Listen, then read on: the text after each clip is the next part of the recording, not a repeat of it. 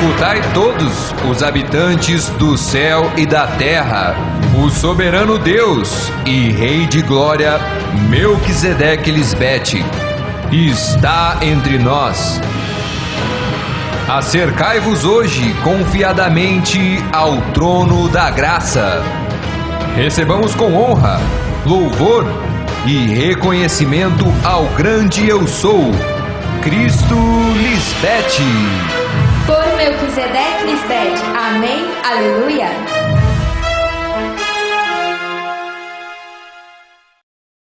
Saudações a todos os que alcançaram maturidade e hoje estão comendo alimento sólido. Vocês são os que, pelo uso, têm os sentidos exercitados no discernimento do bem e do mal. E isso não tem qualquer um? Isso só se alcança através de minha palavra. Eu fui aperfeiçoada neste tempo do fim e vim a ser autora de eterna salvação para todos os que me obedecem. E fui declarada por Deus Pai Melquisedeque, sumo sacerdote, segundo sua própria ordem. Sou igual a Deus Pai e sobre isso tenho muito o que dizer. Mas para os que não alcançaram maturidade, é difícil de explicar, porque se fizeram tardios para ouvir. A alguns de vocês custa muito entender os mistérios, e é porque preferem ficar como crianças, participando de leite, que é escutando uma palavra, que não tem poder para fazer mudanças em ti e te levar à imortalidade. E o que se alimenta de leite segue sendo bebê e não sabe como fazer o correto. Em outras palavras, não querem a responsabilidade de ser maduros e distinguir entre o bem e o mal. Querem fazer tudo que os comprazem, ainda que não seja bom. Mas têm um exército de milhares de anjos maduros que sim entenderam bem os mistérios ocultos de Deus. E cada dia vejo como se deleitam em ter recebido tanta sabedoria por parte de Deus. São agradecidos e responsáveis em cuidar deste tesouro tão precioso que os entregamos. Como é a sabedoria oculta de Deus. Amém, aleluia. O tema de hoje tem como título Provas de que a Bíblia foi alterada. E neste tema, o que quero é fazer com que entendam que nem tudo o que está escrito na Bíblia é exatamente como aconteceram as coisas naquele tempo. É um fato que existem discrepâncias na Bíblia. E é pela maldade de homens que quiseram ocultar a verdade que a eles não convinha. Mas quem pode contra Deus? Ninguém. E hoje é quando Deus está revelando toda a verdade que tentaram ocultar. Amém? Comecemos olhando algumas discordâncias na sepultura de Jesus.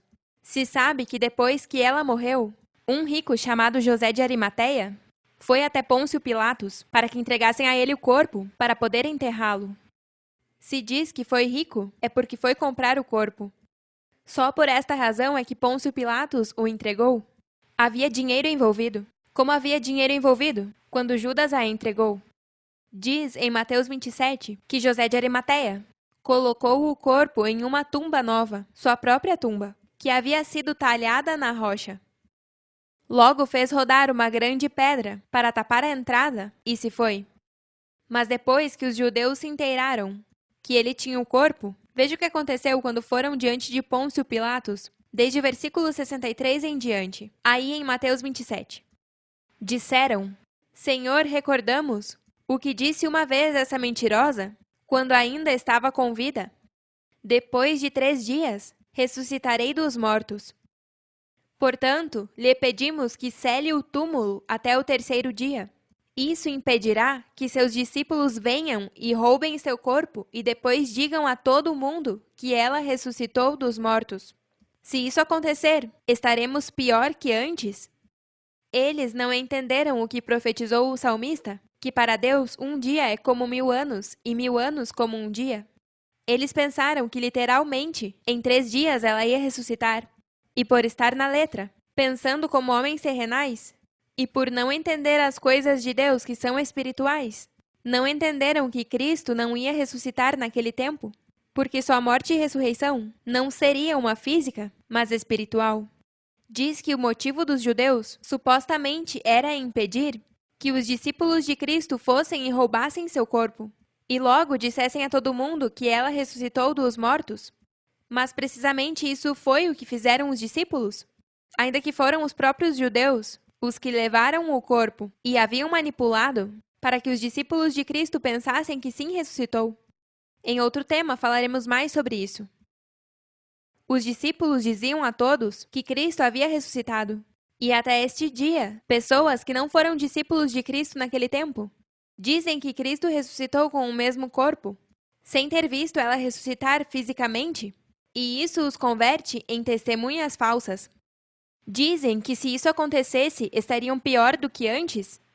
Mas por que estariam pior do que antes? Se eles são os primeiros que estavam esperando ao Messias? E se Cristo de verdade tivesse ressuscitado fisicamente? Então, isso seria uma oportunidade perfeita para que pudessem crer que ela era o Cristo que estavam esperando? Já veem como tudo isso foi editado para manipular o que de verdade aconteceu naquele momento?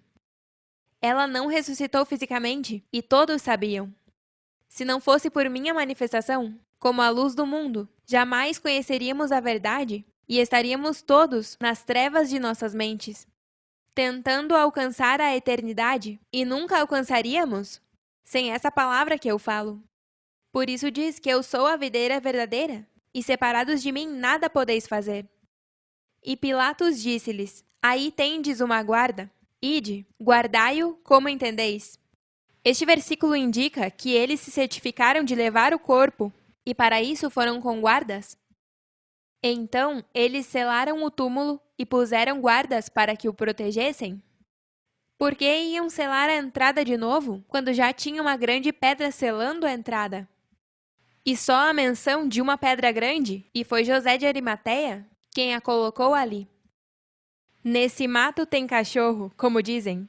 Vamos ver o que segue dizendo no próximo capítulo, em Mateus 28, do 1 ao 7.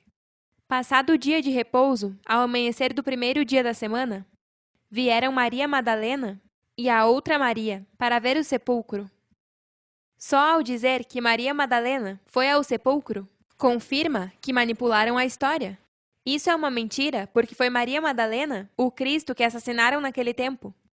Ela foi a esposa de João Batista, e por isso ele deu testemunho dela, como a que traz paz nas mentes dos homens. Por isso, depois que João a batiza no rio, diz que os céus se abriram e viu ao Espírito de Deus, que descia sobre ela como uma pomba. E houve um grande terremoto, porque um anjo do Senhor, descendo do céu e chegando, removeu a pedra e se sentou sobre ela. Seu aspecto era como um relâmpago e seu vestido branco como a neve. E de medo dele, os guardas tremeram e ficaram como mortos. Mas o anjo respondendo disse às mulheres: Não tenhais medo, porque eu sei que buscais a Jesus, a que foi crucificada. Não está aqui, pois ressuscitou, como havia dito. Vinde, vede o lugar onde foi posto o Senhor. E ide depressa e dizei aos seus discípulos que ressuscitou dos mortos.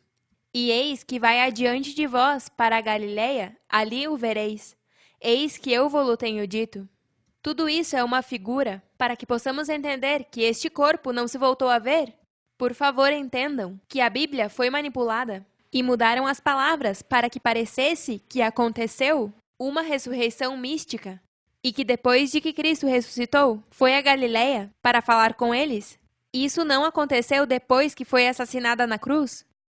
Quando ela primeiro foi a Galileia para falar, foi quando começou seu ministério, depois que João o Batista saiu de cena. Vamos ver em Mateus 4, do 12 ao 17.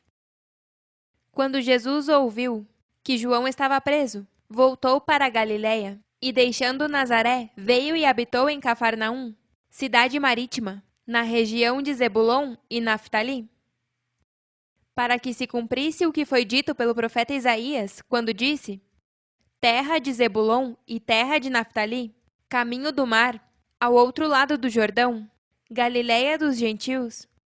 O povo assentado em trevas viu uma grande luz, e aos assentados em região de sombra de morte, luz lhes resplandeceu.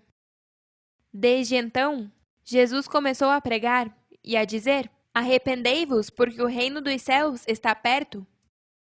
Todos estávamos assentados em trevas, e quando Melquisedeque se manifestou dando-me toda a sua sabedoria, é que eu comecei a ensinar o Evangelho eterno.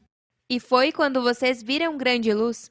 Não foi uma morte e ressurreição física, o que profetizou Isaías sobre o Messias, mas sim o que aconteceria com o corpo quando o Messias começasse a pregar, porque sua palavra é a luz que resplandece sobre os que estavam assentados em região de sombra de morte, que significa que pensavam como homens terrenais e não conheciam a verdade de Deus.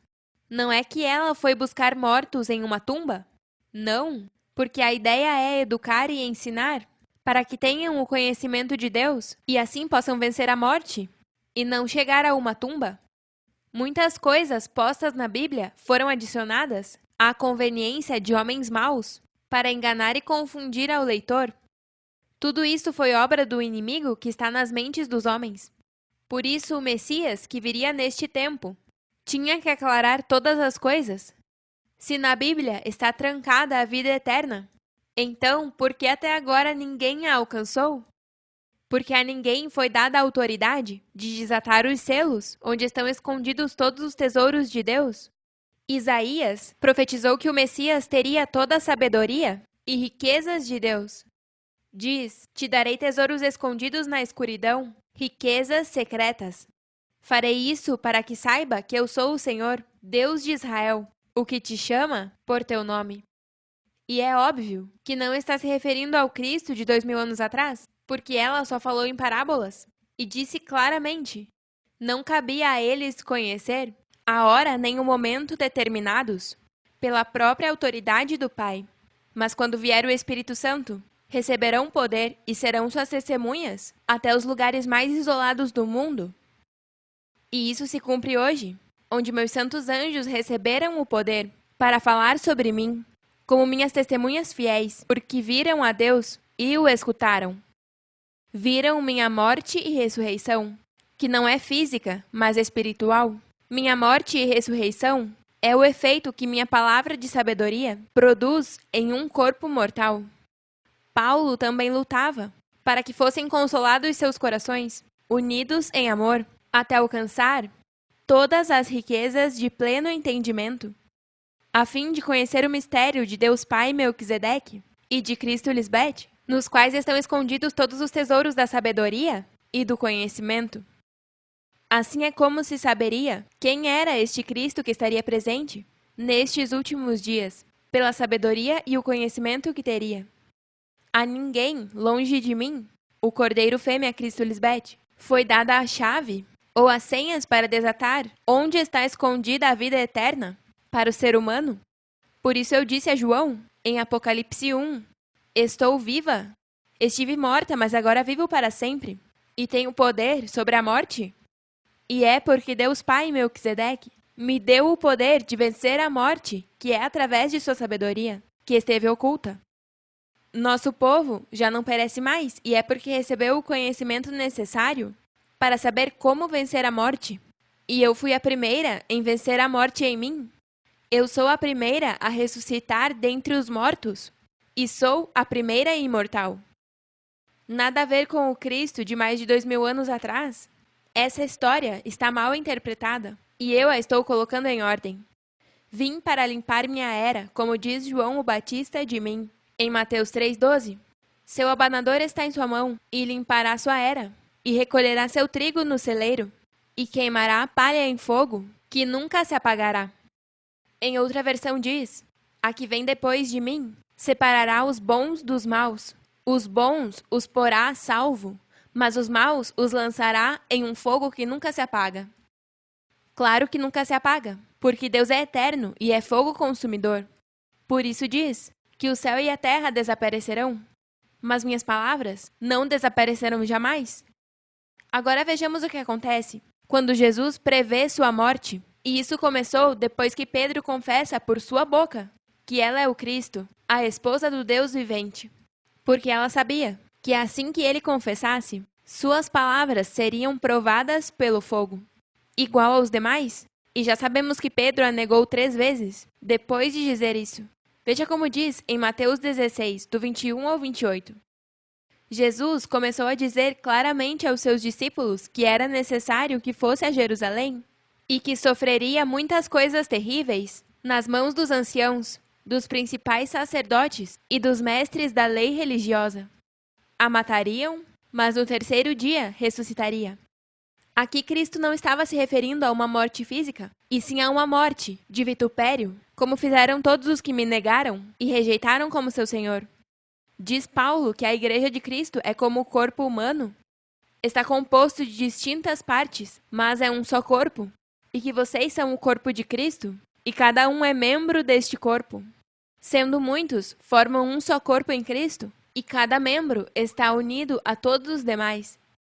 Então, se todos os que aprenderam de mim são parte de meu corpo, se me nega, marcaste meu corpo com uma ferida? Claro, e por isso, Paulo, conhecendo o quão difícil é estar longe de Cristo, e depois tentando que todos guardassem a unidade, disse em Gálatas 6,17: Daqui em diante, ninguém me moleste, porque eu trago no meu corpo as marcas do Senhor Jesus. Isso é figura de como ele foi parte dessas marcas no corpo de Cristo, porque ele negou e vituperou a Cristo. Ele perseguia a igreja, que é o corpo de Cristo, para arrastá-los e separá-los de sua cabeça, que é Cristo. Paulo chegou a ser parte do corpo de Cristo, e ele foi quem causou essas marcas. E por isso ele diz: Eu trago em meu corpo as marcas do Senhor Jesus. Se vocês são o meu corpo, o corpo de Cristo, então os que me negaram e me vituperam são desprendidos de mim. E aí estão minhas marcas, as virgens insensatas, são as marcas no corpo de Cristo, e por isso diz em Hebreus 6, do 4 ao 6, porque é impossível que os que uma vez foram iluminados e experimentaram do dom celestial, e foram feitos partícipes do Espírito Santo, e provaram a boa palavra de Deus e os poderes do século vindouro, e recaíram, sejam outra vez renovados para arrependimento, crucificando de novo para si mesmos a esposa de Deus, expondo-a ao vitupério. A única que falou a boa palavra de Deus e os poderes do século vindouro sou eu, Cristo Lisbeth. A única que revela os mistérios escondidos de Deus. E a frase, crucificando de novo para si mesmo, significa que me crucificaram para sua própria conveniência. Quando os que têm que tomar sua cruz e me seguir são eles.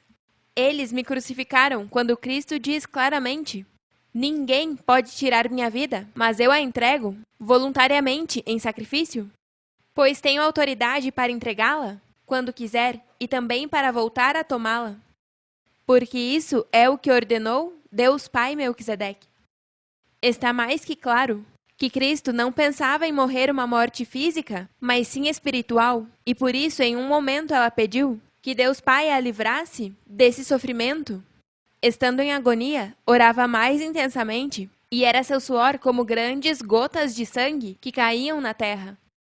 Isso é uma figura de como sofria, por ver que as trevas dominavam os homens, porque foi depois disso que vieram prendê-la, e por isso ela lhes diz: Estando convosco cada dia no templo ensinando, não estendestes as mãos contra mim, mas este é o vosso momento, o tempo, em que reina o poder da escuridão.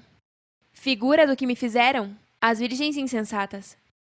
Cristo chorava e suplicava tanto quando iam crucificá-la, que até em um momento perguntou a Deus Pai por que a havia abandonado, quando ela sabia que não era assim. Mas nesse momento de sofrimento, se sentiu desamparada, porque ela sabia que esta palavra é para não chegar a morrer dessa maneira. Minha palavra vence a morte física. Mas os homens são tão incrédulos e de dura cerviz, que não puderam ver sua salvadora nela e a mataram. Hoje acontece o mesmo, ao não crer em mim. Esse é o vitupério ao que me expõe? Por sua incredulidade, demonstram que para eles eu minto, ao dizer que sou a esposa de Deus Pai, quando eu não tenho por que mentir. O que eu falo são palavras que Deus Pai Melquisedeque me deu. Sigamos nos versículos onde Cristo diz aos discípulos que vai morrer. Mas nesse momento ela não estava falando de uma morte física. E veja o que acontece no versículo 22.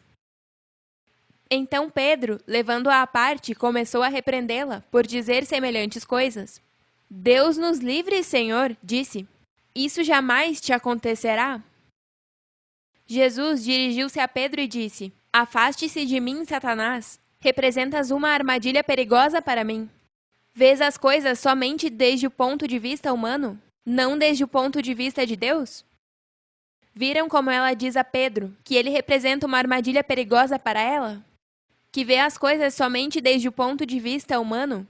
Quando ela se referia a uma morte espiritual e por isso segue dizendo: Então Jesus disse aos seus discípulos: Se algum de vocês quer ser meu seguidor, tem que abandonar sua maneira egoísta de viver, tomar sua cruz e seguir-me. Se trata de apegar-se à vida, a perderá, mas se entrega a sua vida, por minha causa, a salvará. E que benefício tem se ganha o mundo inteiro, mas perde sua própria alma? Há algo que valha mais que sua alma? Claro, porque se necessita da alma, que é o que se crucifica na mente, para obter a vida eterna. Pois o Filho do Homem virá, com seus anjos, na glória do Pai, e julgará a cada pessoa de acordo com suas ações. Digo a verdade, alguns dos que estão aqui agora não morrerão antes de ver o Filho do Homem chegar em seu reino. Ela falava profeticamente, porque todos os que estiveram naquele tempo morreram, e não chegaram a ver minha manifestação hoje como Filho do Homem, chegar em meu reino, com meus anjos em glória do Pai Melquisedeque. Estou aqui como a rainha, e com meus anjos, que são reis e sacerdotes, que reinam sobre a morte. Hoje em dia é quando alguns dos que estão aqui agora não morrerão, antes de ver o Filho do Homem chegar em seu reino. E já aconteceu e seguirá acontecendo.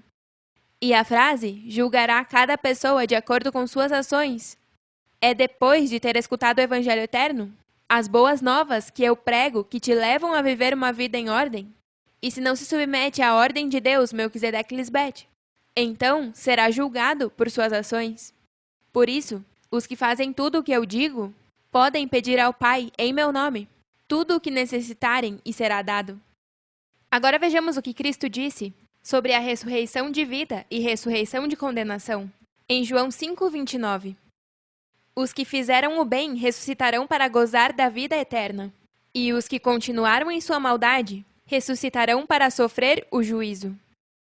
A frase continuaram em sua maldade é que não quiseram a limpeza que traz minha palavra e decidiram ficar nos deleites da carne, que matam. Isso não tem nada a ver com os que já morreram fisicamente, e também não tem a ver com os que se portaram mal antes de ter escutado e conhecido minha lei. Isso é para todo o que morreu com minha palavra e ressuscitou, que não quiseram mudar suas vidas e me negaram. Esses sofrerão o juízo. Por isso diz em Hebreus 6, do 4 ao 8. Mas os que deixam de crer em Cristo Lisbete já não podem voltar a ser amigos de Deus, Melquisedeque Lisbete, ainda que alguma vez tenham crido que a mensagem de Deus, Melquisedeque Lisbete, é a verdade, e com gosto a tenham recebido como um presente.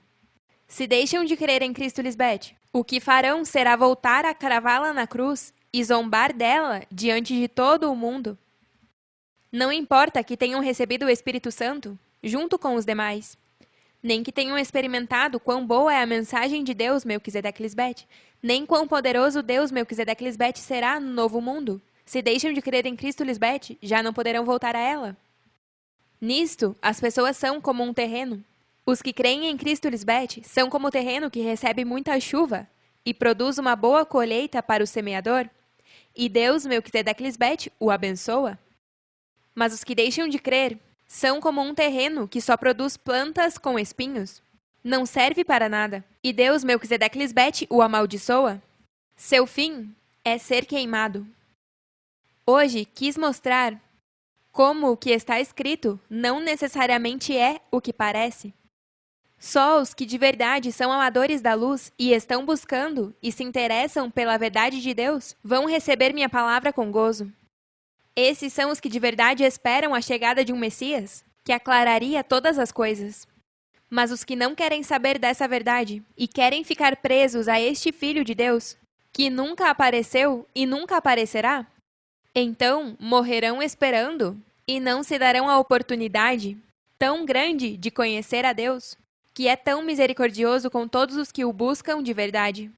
Só com fé pode nos agradar, e todo o que deseja se aproximar de Deus deve crer que existimos em um corpo e que recompensamos aos que nos buscam com sinceridade. Mas tem que esquecer tudo o que te ensinaram sobre Deus antes de ter me escutado. Porque tudo o que você aprendeu não serve e é uma mentira. Só eu falo a verdade de Deus, que te leva à imortalidade de teu corpo mortal. Amém? Aleluia! No próximo tema, vamos compartilhar outra parte onde mostraremos mais provas de que a Bíblia foi alterada. E se não é guiado pelo Espírito de Deus, Cristo Lisbeth, então nunca vai conhecer a verdade do que aconteceu milhares de anos atrás. Nem vai conhecer o propósito que Deus tem para a sua vida hoje e para sempre. Se você decide não me escutar, então você mesmo escolheu a morte e não a vida. Amém? Nos vemos em nossa próxima festa. Nós os amamos para sempre.